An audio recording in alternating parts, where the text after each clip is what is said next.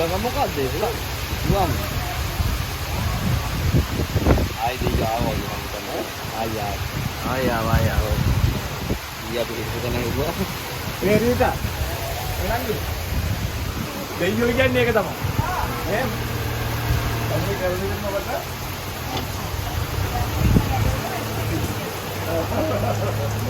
ආයේ ටෙලිෆෝන් එන්නේ නැති ටෙලිෆෝන් කන්දේක ගලවලා ඉස්සරහ ගන්න. පස්තික තුනේ නම් පේන්නේ නැහැ ඒකට. නෑ. මොකක්ද? ටෙලිෆෝන් එකේ දෙවෙනිය ග්‍රාමීණ දුකාන. ඔව්. ග්‍රාමීණ රෙඩියෝ. ගම්මිට ගිහින් මේක කරගන්න.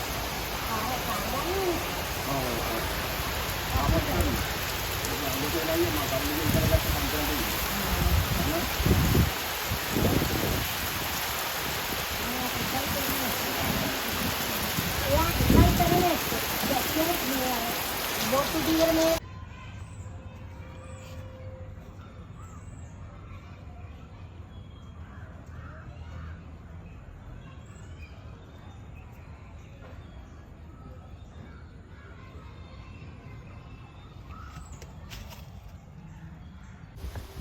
සියලු දෙනාටම තෙරුවන් සරණයි.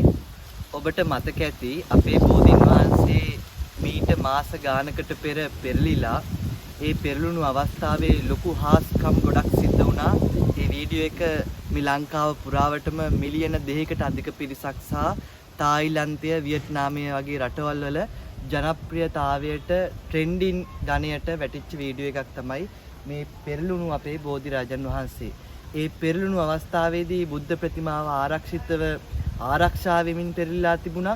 ඒ වගේම තමයි නැවත එක් කොටසක් බෝධීන් වහන්සේගේ ඉවත් කරලා ඉතුරු කොටස අපි ප්‍රතිෂ්ඨාපනය කළා. ප්‍රතිෂ්ඨාපනය කළ මොහොතේ එසෙනයකින්ම මේ කිසිම දෙයකින් ස්වාභාවික නැත්නම් ස්වාභාවික ස්වභාවයක් තිබුණේ නැති වර්ෂාපතනයක ස්වභාවයක් තිබිච්ච නැති අවස්ථාවේ විශාල වර්ෂාවක් ඇදහැලිලා සුළඟක් එක්ක ඒ විශාල හාස්කමක් අපිට පෙන්눔 කළා.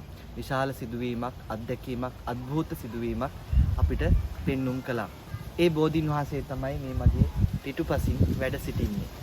අපි යන් ඒ බෝධීන් වහන්සේ දැන් මේ තත්ත්වයේදී කොහොමද වැඩ සිටින්නේ? එදා බෝධීන් වහන්සේගේ එක ඉත්තක් පමණක් ලස්සනට හැදිලා තිබුණත් මේ මොහොත වෙන විට වෛද්‍යවරුන්ගේ උපදෙස් මත බෙහෙත් තේත් කරමින් බෝධීන් වහන්සේ දැන් ලස්සනට දලුලා වැඩිලා තියෙන අන්දම ඔබට පේනවා ඇති. එන්න බලන්න. දැන් මේ මොහොත වෙන විට බෝධීන් වහන්සේගේ ප්‍රාකාරය නිර්මාණය කරලා ඒ ප්‍රාකාරයේ කොටසක් අපි දැනට සම්පූර්ණයෙන්ම නිර්මාණය කරලා අවසන්. මේ සියලු දායක කාරකාදීන්ගේ විදේශගත දායක කාරකාදීන්ගේ විශාල ධන පරිත්‍යාගී කෝටි 2.5කට වැඩි වියදමක් යොමු කරමින් නැත්නම් වියදම් කරමින් තමයි මේ කටයුතු සිද්ධ කරන්නේ. දැනට අපි බොහෝ දුරට මූලික අධ්‍යයනයේ වැඩ හමාර කරලා තිනවා. ඒ බෝධීන් වහන්සේ පිළිබඳව දැන් මේ බෝධීන් වහන්සේ කොහොමද වැඩ සිටින්නේ කියලා පිළිබඳව විදේශ සිටින ඇත්තන්ටත් ඒ වගේම ලංකා වාසී ඇත්තන්ටත් ලොකු ගැටලුවක් තිබුණා. මට දුරකථන ඇමතුම් පවා ලබා දෙමින් ඉල්ලීමක් කළා ස්වාමින් වහන්සේ මේ බෝධීන් වහන්සේ දැන් කොහොමද මේ කටයුතු සිද්ධ වෙලා තියෙන්නේ? බෝධීන් වහන්සේ දැන් කොහොමද කිසිම කරදරයක් බාධයක් නැතුව වැඩ සිටිනවාද කියලා අපිට පෙන්වන්න අපේ හාමුදුරනේ කියලා. ඉතින් මම අද සිතාගත්තා ඔබට මේ බෝධීන් වහන්සේ පිළිබඳව පෙන්눔 කරන්නට නැත්නම් වීඩියෝ පටයක් විකාශනය කරන්නට. අපි බලමු මේ මොහොත වෙන විට බෝධීන් වහන්සේගේ වටා ඉදිරිපිට මේ ප්‍රාකාරය කොහොමද දැන් ඉදිරිලා තියෙන්නේ?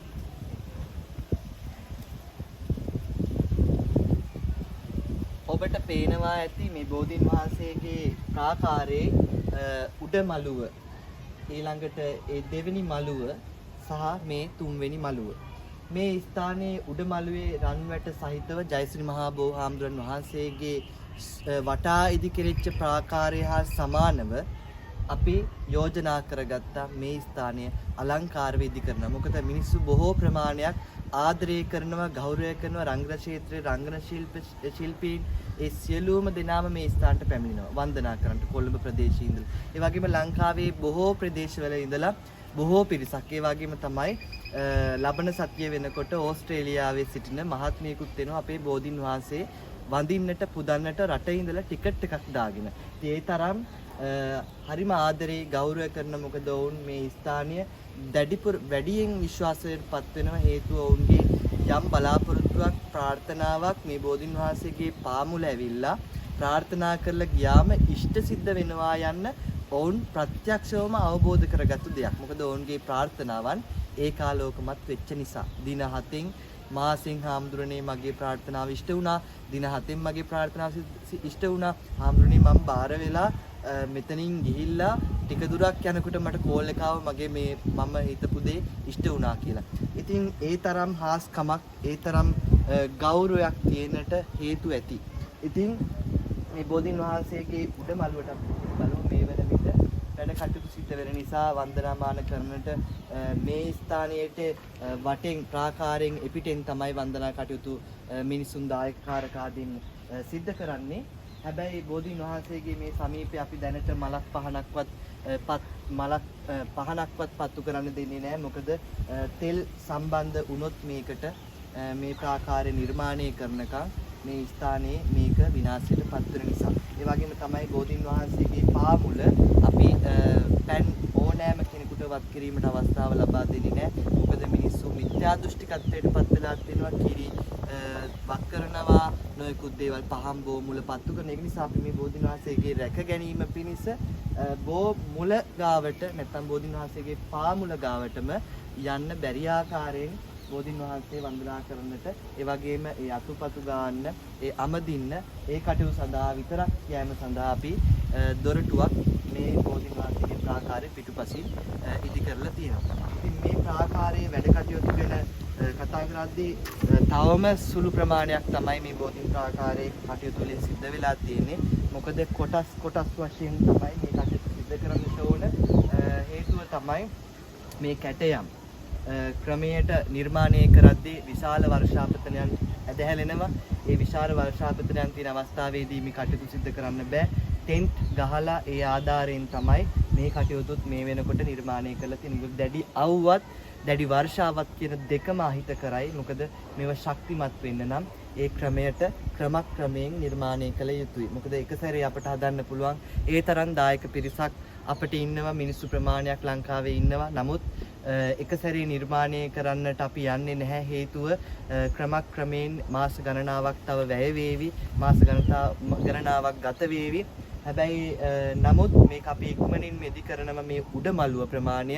ඒකට හේතුව මිනිස්සුන් බලාපොරොත්තු වෙනවා බෝධින් වහන්සේගේ සමීපයටම ඇවිල්ලා නේ වන්දනා කරන්න අපිට අවස්ථාව සලසා දෙන්න අපේ හාමුදුරනේ කියලා. ඉතින් මේ බෝධින් වහන්සේගේ දිහා බලන්න මේ උඩ කැපුම් පාරවල් තියෙනවා. මේ බෝධින් වහන්සේගේ විශාල මේ වටපිටාවම සෙවන දෙමින් වැඩ සිටිය බෝධියක් තමයි මේ. විශාල වෘක්ෂයක්.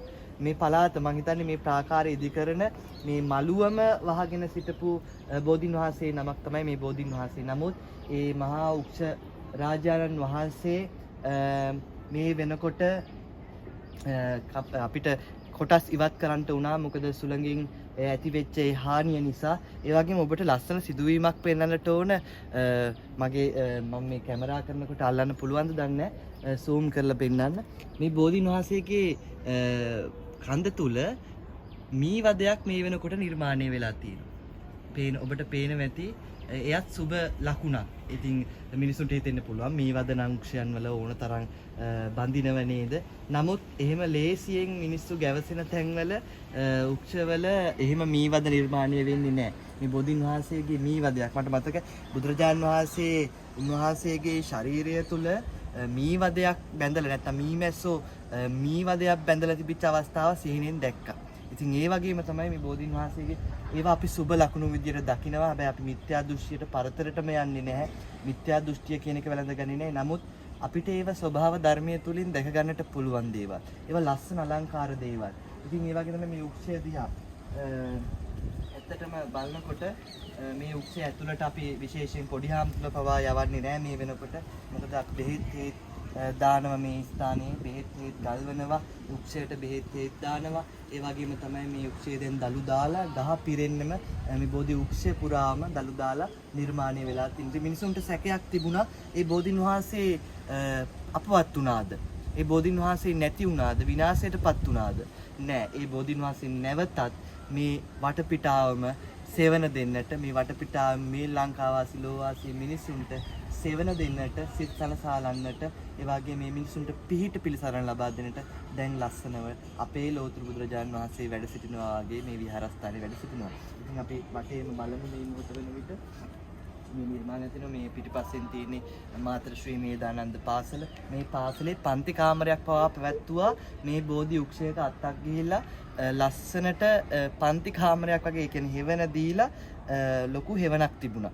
ඒ හෙවන යට පන්ති කාමරයක් පවා එලිමහන් පන්ති කාමරයක් පවා පැවැත්තුවා. එතකොට මේ වෘක්ෂයේ ප්‍රමාණය ඔබට දැනගන්නට පුළුවන්.